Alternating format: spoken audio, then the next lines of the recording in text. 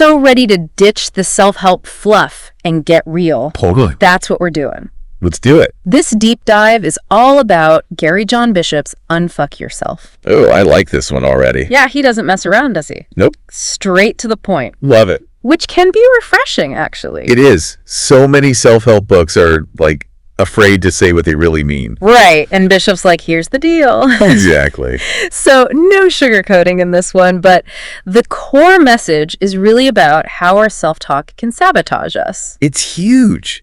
He really gets into the nitty-gritty of how our thoughts become our reality, and it all ties into this concept of neuroplasticity. Basically, our brains are like always rewiring themselves based on what we're thinking and experiencing. So wait, there's actual science behind this. It's not just some vague think positive thing. Yeah, that's what I love about Bishop. He backs things up. It's not just some woo-woo concept. It's like he's explaining how our brains physically change based on what we feed them. So it's like those self-help cliches are true. Our thoughts really do create our reality. Exactly. And if you constantly tell yourself you're a failure or you're not good enough, your brain's going to believe it.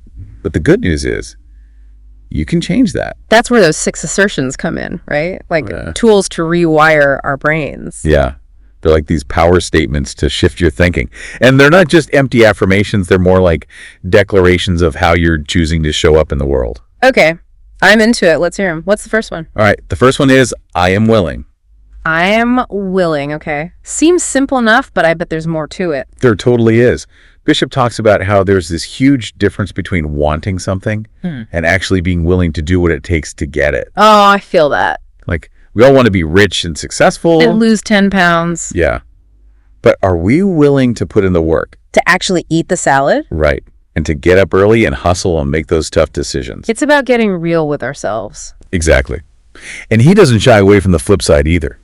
He says it's just as powerful to declare what you're unwilling to tolerate anymore. Ooh, that's good. So, like, I am unwilling to stay in this dead-end job. Yes. Or, I am unwilling to keep letting my anxiety control my life. Okay, now we're talking. It's about drawing a line in the sand. Yes.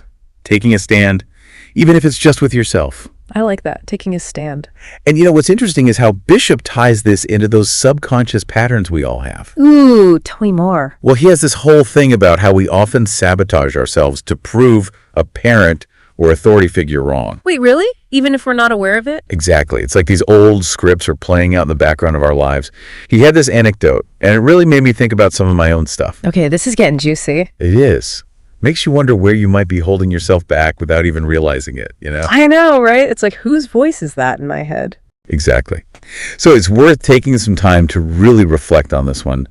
Where are you feeling stuck, and what are you unwilling to put up with anymore? Okay, that's a good one to sit with. Now, onto assertion number 2. I am wired to win. Okay, now this one. This one feels a bit counterintuitive, you know, especially when you're like knee-deep in life's BS. Yeah, you're like wired to win what exactly? Exactly. But here's the thing. We all have these inner victories we forget about. Interesting. Like, think about it. You've gotten through some tough stuff, right? Right, tell me about it. We all have breakups, job losses, family traumas. Oh, and that time I accidentally... Never mind. See, the point is, you're still here. You survived all of it. I guess, when you put it like that. And that's Fisher's point. We have this incredible capacity to overcome obstacles. We're wired to survive, to adapt, to find a way.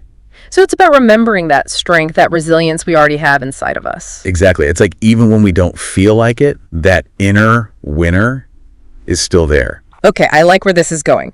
So instead of focusing on everything that's going wrong, it's about tapping into that inner badass who's already conquered so much. You got it. Okay, I can get behind that. Now, this next assertion, it's one of those phrases you hear a lot. Which one? I got this. Oh, yeah. It's like a classic. Right. But it's easy to dismiss it as just a cliche. Totally. But Bishop actually grounds it in a really powerful way. Okay, I'm listening. He talks about how the challenges most of us face are like nothing compared to what people have overcome throughout history. Okay, that's true. Like, we're not facing down wild animals or fighting for our survival on a daily basis. We've got it pretty good, relatively speaking. Right. And I think that's his point. It's not about minimizing our problems, but it's a good reminder to keep things in perspective. Okay, so I got this.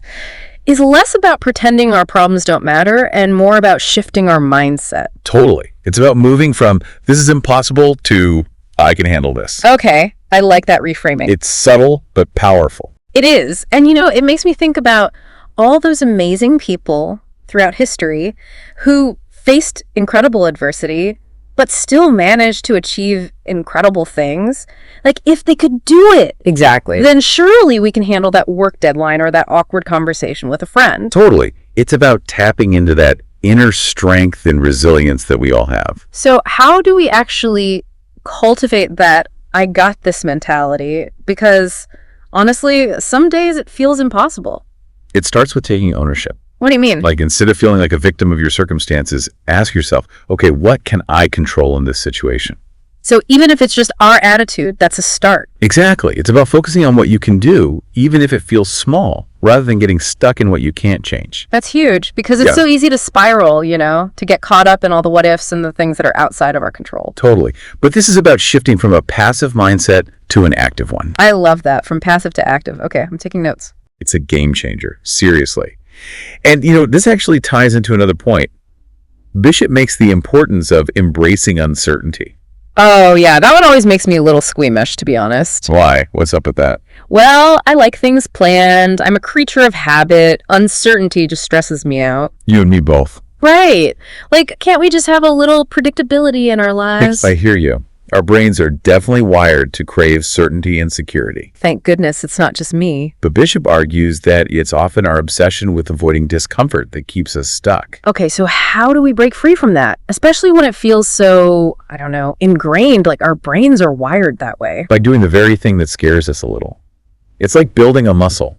The more you practice stepping outside your comfort zone, the easier it becomes. I get the theory, but how do I actually put that into practice? Start small.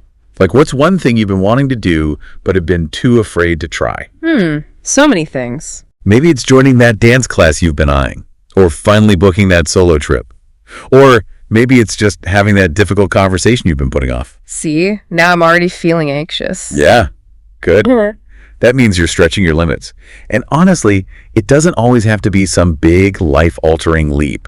Sometimes the most powerful changes come from those small, daily acts of courage. Like what? Give me an example. Well, for me, it was speaking up more at work. Yeah. Like, in meetings, I used to be terrified of saying the wrong thing, so I'd just stay silent. Been there. Right. But then I started challenging myself to contribute at least one idea per meeting, even if my heart was racing. And how did that feel? Uncomfortable at first, for sure. But the more I did it, the less scary it became. And you know what? People actually started listening to what I had to say. Wow. That's a great example of how pushing past that initial discomfort can lead to unexpected rewards. Exactly. And the funny thing is, sometimes the things we fear the most turn out to be not so scary after all. Or even if they are scary, we realize we're stronger than we thought for facing them. Totally. It's like we build this resilience without even realizing it. That's actually quite inspiring. Okay, assertion number 5. I am not my thoughts. I am what I do. Now, this one is huge. It really is. And it's one of those things that I logically understand, but actually living it, that's a whole other story. It's deceptively simple, right? It is, because we get so caught up in our heads. All the time. Like, we believe those thoughts define us. Yes, and then we beat ourselves up for having them. It's exhausting. The worst. But Bishop's whole point is that we are not our thoughts. Exactly. We're the observers of our thoughts. Okay, I like that distinction. So it's like those thoughts are just passing through? Exactly. It's like their cars driving by and we have the choice to get in the driver's seat or let them pass. Okay, that is a great analogy. But like, how do we actually do that? Because sometimes those thoughts feel so real, so loud. It takes practice. It's not always easy. But one technique Bishop talks about is simply observing those thoughts without judgment. Without judgment. Easier said than done. I know, but just notice them, acknowledge them, and then let them go. Just like that. It's like watching clouds drift by. Yeah. You don't try to hold on to them, you just observe them until they disappear. Okay, that's a great visual. So it's not about suppressing those thoughts or pretending they don't exist. It's about changing our relationship to them. Exactly. Instead of being like totally consumed by them, we can choose to observe them with a little more distance. Yes. You're getting it. And this is where the I am what I do part comes in. Right. So it's not enough to just think differently. We have to act differently too. Exactly. Bishop argues that action is the antidote to overthinking. Because when we're busy taking action, we don't have time to get lost in our heads. Exactly. It's like our brains can't obsess over every little thing when we're out there doing the damn thing. Okay, I am here for this. Right. It's empowering. It is. So instead of waiting for our thoughts to magically change, we can take action and let our actions change our thoughts. Now you're getting it. It's like actions speak louder than words, but in this case, it's actions silencing the endless chatter of our minds. Yes. 1,000 times. Yes. Yeah. It's like those thoughts are cars driving by, and we have the choice to get in the driver's seat or let them pass. Okay, that is a great analogy, but like, how do we actually do that? Because sometimes those thoughts feel so real, so loud. It takes practice. It's not always easy, but one technique Bishop talks about is simply observing those thoughts without judgment. Without judgment, easier said than done. I know, but just notice them, acknowledge them, and then let them go. Just like that. It's like watching clouds drift by. You don't try to hold on to them, you just observe them until they disappear. Okay, that's a great visual. So it's not about suppressing those thoughts or pretending they don't exist. It's about changing our relationship to them. Exactly. Instead of being like totally consumed by them, we can choose to observe them with a little more distance. Yes. You're getting it. And this is where the I am what I do part comes in. Right. So it's not enough to just think differently. We have to act differently too. Exactly. Bishop argues that action is the antidote to overthinking. Because when we're busy taking action, we don't have time to get lost in our heads. Exactly. It's like our brains can't obsess over every little thing when we're out there doing the damn thing. Okay, I am here for this. Right. It's empowering. It is. So instead of waiting for our thoughts to magically change, we can take action and let our actions change our thoughts. Now you're getting it. It's like actions speak louder than words. But in this case, it's actions silencing the endless chatter of our minds. Yes. 1,000 times, yes. And, Bishop uses some really powerful examples in the book to illustrate this point. He talks about figures like Gandhi, Rosa Parks, Steve Jobs, people who changed the world through their actions, not just their thoughts. They didn't wait for the perfect moment or for all the answers. They just acted. Exactly. And that's something we can all apply to our own lives. What's one thing you've been putting off because you're waiting to feel ready? How can you take that first step, even if it's imperfect? That's the perfect segue into assertion number 6. I expect nothing and accept everything. This one always throws me for a loop. Doesn't that contradict the whole idea of setting goals and taking action? It's a paradox, isn't it? But Bishop isn't saying we should become passive and just let life happen to us. It's more about approaching life with open hands rather than clenched fists. So how does that work in practice? Well, think about a time when things didn't go according to plan. Maybe you got passed over for a promotion or a relationship ended unexpectedly. How did you react? Probably not. Well, disappointment, frustration, questioning everything, the usual. Exactly. And that's where expectations can trip us up. When we get too attached to a specific outcome, we set ourselves up for disappointment if things don't go our way. So it's about releasing that need to control everything and being open to how things unfold. Yes. It doesn't mean we don't have goals or desires, but it's about holding on to those desires lightly without making our happiness dependent on them. It's about being open to the possibility that life might have something even better in store. That's a really interesting way to look at it. So instead of resisting what is, we can practice acceptance and maybe even find some peace in the process. Exactly. And, this ties back to what Bishop said about our brains being wired for a world that no longer exists. Yeah. Back then, our survival depended on clinging to certainty and control. But in today's world, those same instincts can hold us back from experiencing true joy and fulfillment. So by letting go of expectations, we're not just making peace with the present moment, we're actually rewiring our brains for a more expansive experience of life. Now you're getting it. And, there's one more point I want to touch on before we wrap up, and it's a big one, Daph. Whoa, okay, didn't see that coming. A little dark, isn't it? Maybe. But Bishop argues that reflecting on our own mortality can be incredibly motivating. He asks this really thought-provoking question. If you knew you were on your deathbed, what would you regret not doing? Wow, that really puts things into perspective, doesn't it? It does. It makes you realize how much time we waste on things that don't really matter, and how many dreams we put on hold because of fear or doubt. So what's the takeaway here? How do we apply this to our lives today? Ask yourself that question. What would your deathbed self regret? And then start living in a way that aligns with those answers. Take that trip, start that business, write that book, say, I love you, mend that broken fence. Don't let fear and regret be the things you look back on. That's such a powerful message to end on. It's a reminder that life is short and precious and that we have the power to make it meaningful. Exactly. And, it all circles back to those 6 assertions.